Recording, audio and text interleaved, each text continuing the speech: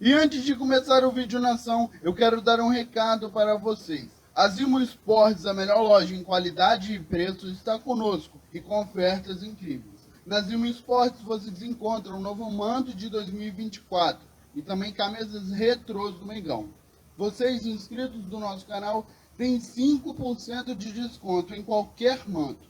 É só colocar lá 5 e você terá 5% de desconto. Então acesse o link na descrição e vamos torcer para o nosso Mengão em 2024 com os mantos da Zimo Esportes. Acesse aí e vamos às notícias do mais querido. O Troca de Passes está aqui firme e forte para falar sobre Léo Ortiz. É isso mesmo, terminou a novela Léo Ortiz. É no bigodão. Pelo menos tá perto. Vai chegar um bigodão, né, no Flamengo? Léo Ortiz foi liberado dos jogos, já não participa. Algo estranho é o momento, né? Porque o Bragantino está decidindo a vida na Libertadores, tem 2 jogos agora contra o Botafogo para se classificar para a fase de grupos, né? Tentar a classificação para a fase de grupos e libera o seu capitão, né? É um momento inoportuno, e que talvez. Já jogando super bem esse ano de novo, né? Pois Fazendo gols e tudo. Agora, imagino que o torcedor do Bragantino deve estar feliz da vida com a negociação, né? Feliz da vida de perder o seu principal jogador, um dos principais jogadores, às vésperas de 2 jogos que vão decidir a vida do clube na Libertadores. Fato é que ele foi liberado desses 2 jogos e vai assinar contrato com o Flamengo na próxima semana. Uma novela que vem se arrastando desde o ano passado, praticamente. O Flamengo tentando negociar, o Bragantino fazendo jogo duro. Ele vai assinar um contrato de 5 anos, né, até dezembro de 2028. O Flamengo vai pagar 8 milhões de euros, né? Dá mais ou menos aí 40 e poucos milhões de reais. São 7 milhões em 2 parcelas e depois 1 milhão de euros em variáveis, né? Bom negócio para todo mundo, Jéssica? Dentro do que o Bragantino tem como proposta de negócio, de gestão, é um excelente negócio para ambas as equipes, né? Agora, uma novela que levou tanto tempo para acontecer, ela vai se encerrar bem no momento delicado do Bragantino. Isso é um pouco curioso, mas é uma excelente contratação por parte do Flamengo, em valores que são muito interessantes para o Bragantino também. No Flamengo, acho que é um jogador que briga demais ali por titularidade. O Flamengo já tem uma defesa ótima. Léo Ortiz é da primeira categoria de zagueiros no Brasil, com uma capacidade enorme de leitura de jogo, inteligente para jogar, então não é à toa que levou todo esse tempo para acontecer, né? Quando se enrola demais uma negociação, porque o cara é muito bom e tem muita coisa a ser ajustada nessa contratação. Só para deixar claro o porquê do momento da negociação, né? Porque as inscrições para a fase de grupos da Libertadores terminam aí agora, essa semana e tal, alguma coisa Precisava assim. acontecer, né? E se não conseguisse contratar agora, o Flamengo não poderia inscrevê-lo. Se a situação tivesse sido prolongada um pouco mais, o Flamengo não poderia inscrevê-lo na fase de grupos.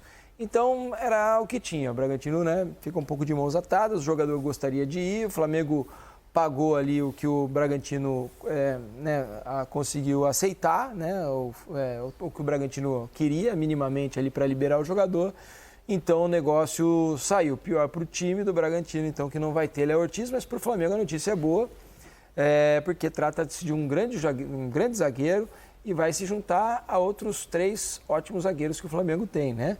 Fabrício Bruno, Léo Pereira e Davi Luiz. 4 belos zagueiros aí, hein, Alex? Não, espetacular. Não tem como...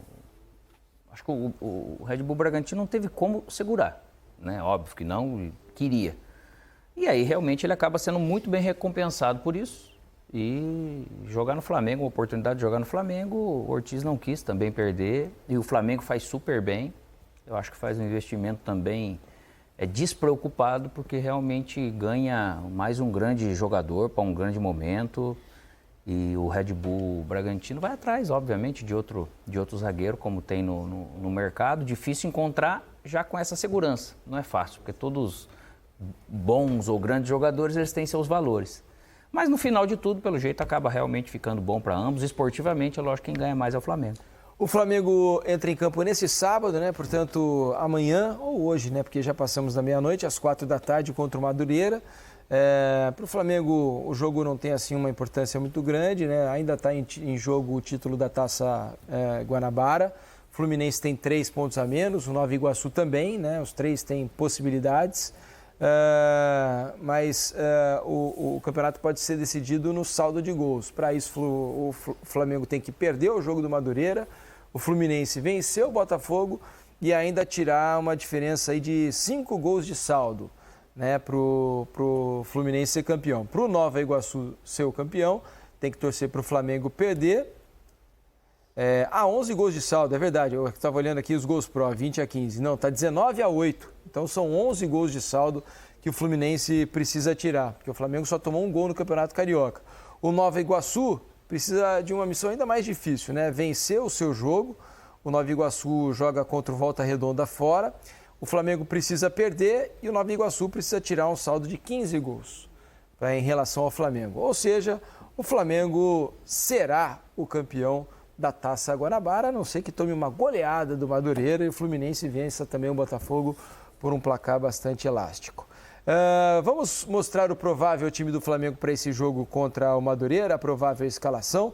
Vai aparecer aí no nosso super telaço, olha só, tá aí ó, Rossi no gol, Varela na lateral direita, Fabrício Bruno, Davi Luiz começando jogando e o Vinha na lateral esquerda, meio campo com o Pulgar, o De La Cruz e o Arrascaeta, no ataque Luiz Araújo, Pedro e Bruno Henrique ganhando uma oportunidade ali. Então algumas mudanças, né, para a gente acompanhar o rendimento desses jogadores, especialmente o Vinha, né, começando como titular, o Davi Luiz na zaga e o Bruno Henrique tendo a chance lá na ponta esquerda, Jéssica. São boas as observações a serem feitas aí nesse jogo, né?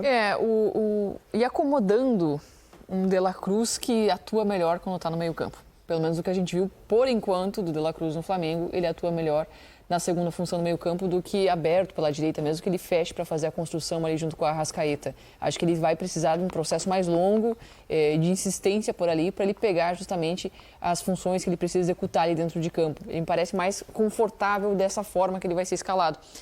Até porque tem um Luiz Araújo ali pela ponta direita, que também está jogando muito. Então acaba acomodando dois jogadores que hoje é muito difícil escolher quem fica fora. O Gerson ainda está doente? Ele fez hoje o Flamengo soltou uma nota agora há pouco, dizendo que ele passou pela cirurgia no rim esquerdo. A cirurgia foi um sucesso, ele deve receber alta no domingo. Né? Ele passou por uma pieloplastia para a correção de uma estenose congênita do uréter. Então, ele foi operado pelo Dr. Renato Muglia, aqui na Zona Sul do Rio de Janeiro. Então, domingo ele deve receber alta, mas foi operado, a operação foi um sucesso e ele passa bem. Quando o Gerson retornar, aí sim o Tite vai ter toda essa dor de cabeça aí para ajustar esses 3 jogadores para 2 vagas, 3 jogadores que merecem titularidade. Boa recuperação ao Gerson, vai demorar um pouquinho a retornar aos campos, né? De acordo com a nota, o tempo de recuperação é de aproximadamente 2 meses. Né? Então o Flamengo vai viver sem o Gerson aí mais ou menos até fim de abril, né? Começo de maio. O elenco do Flamengo é fortíssimo, todo mundo sabe. Mas é interessante quando você não troca o time todo, né, Alex? Você pode observar esses jogadores, no caso, estamos falando de Davi Luiz, de Matias Vinha e Bruno Henrique, com os outros titulares em campo, né? Eu acho assim, ele é possível. O campo, ele muitas vezes vai te mostrar que nem sempre são os melhores jogadores que vão acabar dando certo, mas aqueles que se encaixam nisso tudo. De repente, o De La Cruz, que ele se encaixou bem ali, é porque ele tem ajuda de equilíbrio do... Pulgar. Não, ele tem do Pulgar, isso. Varela.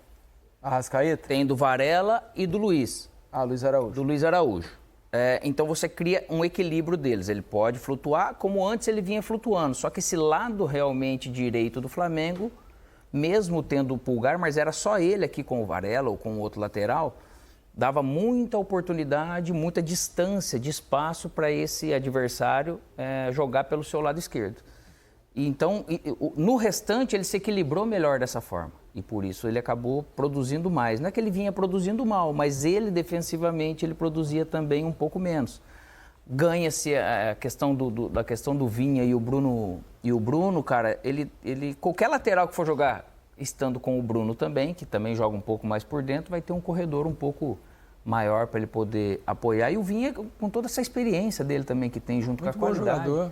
é muito bom jogador. Cara, o time do Flamengo é uma seleção, é um espetáculo que tem. Eles entenderam, pelo jeito, essa questão de, às vezes, algum vai estar jogando, o outro não, que todos querem estar jogando, mas entenderam isso como equipe e como se fosse uma equipe fora, né? Que antes a gente não tinha isso aqui no Brasil, né? Agora ficando mais tá ficando mais compreensível. Eu quero participar de um elenco, de um clube, de um grupo que vai vencer, que vai chegar, que vai disputar competições realmente para ganhar, e assim tá se vindo muito bem, porque também é muito bem dirigido. E com organização defensiva, né? Vale ressaltar novamente que o Flamengo só tomou 2 gols nessa temporada até aqui, né? Em que pese os adversários, né? Uma parte do campeonato estadual, são números bastante relevantes. Olá, fã de esportes. O Campeonato Carioca terá a última rodada, 11ª, da Taça Guanabara, neste final de semana, quando estarão sendo definidos os 4 semifinalistas da competição e também o campeão, virtualmente, já é o Flamengo, líder da Taça Guanabara com 24 pontos ganhos e um saldo de 19 gols. O Flamengo será campeão da Taça Guanabara neste sábado, jogando contra a equipe do Madureira no Maracanã às 16h, porque pode ser campeão até com derrota, já que o saldo de gols do Flamengo é muito alto, 19 gols. O Flamengo vai ser campeão ganhando, empatando ou até perdendo. Fluminense é o segundo colocado com 21 pontos ganhos e faz o clássico de domingo no Maracanã às 16h contra o Botafogo. Se o Fluminense vencer, garante a segunda colocação. O Nova Iguaçu está em terceiro lugar também com 21 pontos ganhos, já classificado para a semifinal, e joga contra o Volta Redonda domingo no estádio Raulino de Oliveira, em Volta Redonda, às 18h10. O Vasco é o quarto colocado com 19 pontos ganhos e o Botafogo está em quinto lugar, hoje fora da zona de classificação para as semifinais, com 17 pontos ganhos. E vale dizer que um dos dois vai se classificar para a semifinal e o outro, infelizmente, vai ficar de fora, ou o Vasco ou o Botafogo. A situação do Vasco é mais confortável. Joga neste domingo em São Januário, às 18h10, contra a Portuguesa. E o Vasco, com uma vitória simples, estará classificado para a fase semifinal. Mas também se classifica, se empatar ou perder, desde que o Botafogo não vença o clássico contra o Fluminense. Emocionante essa última rodada da Taça Guanabara, que sai o campeão, que já é virtualmente o Flamengo, e os 4 classificados para a semifinal da competição. As semifinais acontecem em 2 datas, 10 e 17 de março. O primeiro colocado, o Flamengo, contra o quarto colocado, e o segundo colocado contra o terceiro colocado. Lembrando que o primeiro, o Flamengo, e o segundo, que não se sabe ainda quem vai ser, levam a vantagem de jogar por 2 resultados iguais para chegar à grande final do Campeonato Carioca. E o Flamengo está bem próximo de oficializar mais um reforço, o Léo Ortiz. Até que enfim, hein? A longa novela pelo zagueiro está por detalhes agora e resta apenas a assinatura do contrato. A pendência financeira foi resolvida e a única questão agora é quando o atleta vai se apresentar no Ninho do Urubu.